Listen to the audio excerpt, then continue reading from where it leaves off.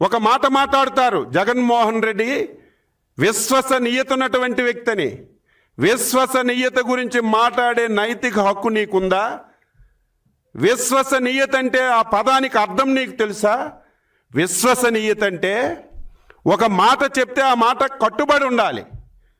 ఒక మాట చెప్తే ఆ మాటని ముందుకు తీసుకెళ్ళాలి. ఈరోజు ఉదాహరణకి అమరావతి విషయంలో నాకేమీ అభ్యంతరం లేదు, విజయవాడ గుంటూరు మధ్యలో రాజధాని పెట్టండి అని చెప్పిన వ్యక్తివి 9 సార్లు మార్చావు. ఇదా విశ్వసనీయత? నీకు ఆ మాట మాట్లాడే అర్హత ఉందా అని చెప్పి నేను అడుగుతున్నాను. ప్రాంతాల మధ్య తగువ పెట్టాలని, కులాల మీద తగువ పెట్టాలని, రాజకీయ లబ్ధి పొందాలని 3 రాజధానులని చెప్పావు. రాజధానుల విషయంలో ఏం జరిగిందో మొన్న శాసనసభలో చెప్పాం. గౌరవ ముఖ్యమంత్రి గారు చెప్పారు, దాని జోలికి పోవస్తున్నారు. 3 రాజధానులు పెట్టావు. ఏంటి ఉద్ధరించావు? రాయలసీమకి ఏమైనా చేసావా? కోస్తాంధ్రకి ఏమైనా చేసావా? ఉత్తరాంధ్రకి ఏమైనా చేసావా? 5 సంవత్సరాల్లో ఒక ఇరిగేషన్ ప్రాజెక్టుకు ఒక పైసా ఖర్చు పెట్టావా? నీ కృషితో ఒక్క ప్రాజెక్ట్ని తీసుకురాగలిగావా? నీ కృషితో ఒక్క ఉద్యోగ అవకాశం కల్పించావా? ఏం చేశావు? ఉత్తరాంధ్రకి రాజధాని అన్నావు, ఏం చేశావు? రాయలసీమకి వెళ్దాం.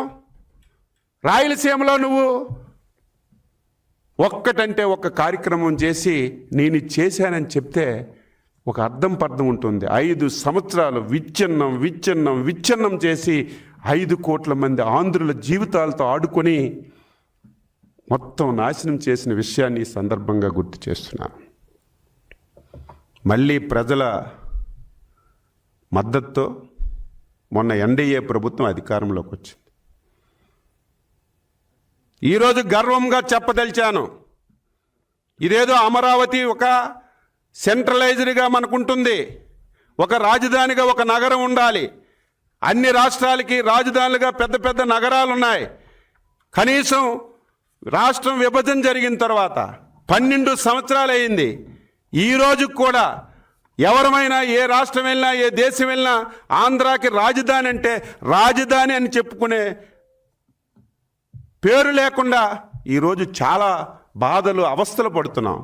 అటువంటిది ప్రజలకిచ్చిన మాట ప్రకారం ఈ రాష్ట్రంలో మళ్ళీ రేపు భవిష్యత్తులో అభద్రతా భావం రాకూడదు, ఎవరొచ్చినా సరే అమరావతి రాజధానిగా ఉండాలని చంద్రబాబు నాయుడు గారు అనునిత్యం కృషి చేసి నిన్న పార్లమెంట్లో, రాజ్యసభలో యునానిమస్గా 50 రాజకీయ పార్టీలు సపోర్ట్ చేసే ఫస్ట్ టైం ఒక ఇష్యూని 50 రాజకీయ, అన్నీ మన పార్టీలు కాదు కదా, మన సపోర్ట్ చేసిన పార్టీలు కదా.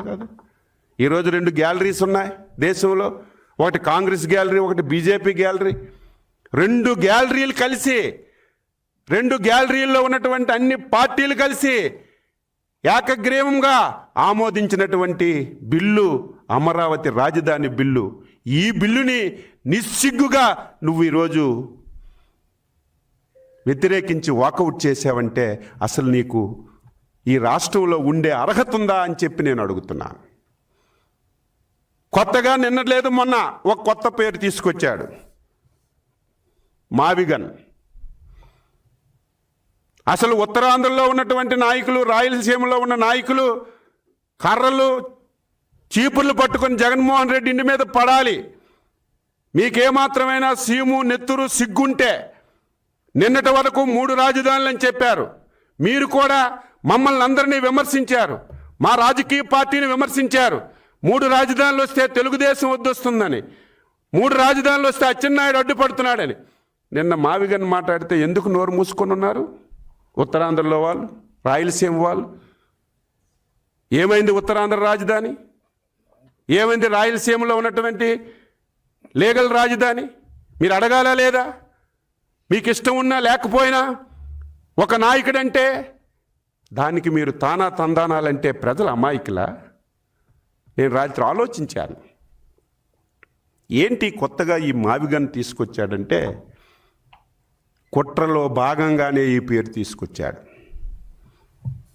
ఏదో మనం ఆషామాషిగా అనుకుంటున్నాం. మొన్న రాజ్యసభలో లోక్సభలో జరిగినటువంటి బిల్లు 5 కోట్ల మంది ప్రజలు సొంత పండగ కంటే ఆనందాలు జరుపుకున్నటువంటి రోజులవి. ప్రతి ఒక్కరూ సంతోషపడుతున్నారు. ప్రతి ఒక్కరు కూడా దాని మీదే ఈరోజు సంబరాలు చేసుకున్నటువంటి సమయంలో కొత్తగా ఒక పేరు తీసుకొచ్చి డైవర్షన్ చేయాలని కుట్రతోనే ఈ పేరు తీసుకొచ్చాడు. ప్రజల గమనంతో తీసుకురావాలి. దీనికి కొంతమంది తానాతందానాలు అంటున్నారు. 151 సీట్లు వచ్చాయి కదా, 5 సంవత్సరాలు ఈ రాష్ట్రంలో ముఖ్యమంత్రిగా ఇష్టం లేకపోయినా అధికారాన్ని చేర్చిపెట్టావు కదా, ఏం చేసావు ఆ రోజు? నీకు మావిగాని గుర్తులేదా? అంటే ఈరోజు 5 కోట్ల మంది ప్రజలు చక్కగా ఉన్నారు, ఆనందంగా ఉన్నారు. 12 సంవత్సరాల తర్వాత ఈ రాష్ట్రానికి మంచి జరుగుతుంది, ప్రతి ఒక్కరూ సంబరాలు జరుపుకుంటుంటే మళ్ళీ మీ కుటుంబం యొక్క నైజం బయటపెట్టి మళ్ళీ ప్రాంతాల మధ్య తగు పెట్టాలని, కులాల మీద తగు పెట్టాలని నువ్వు ఈ ప్రయత్నం చేస్తున్నావే, దీన్ని తీవ్రంగా ఖండిస్తున్నాను. నేనేదో మాట్లాడడం కాదు, ప్రజలు ఆలోచన చేయాలి. ప్రజలు తిరగబడకపోతే, ప్రజలు ప్రశ్నించకపోతే ఇటువంటి రాజకీయ పార్టీలు ఉంటే మన రాష్ట్రాన్ని ఒక్క నిమిషం కూడా ముందుకు తీసుకెళ్ళలేమని చెప్పి తెలియజేస్తాను.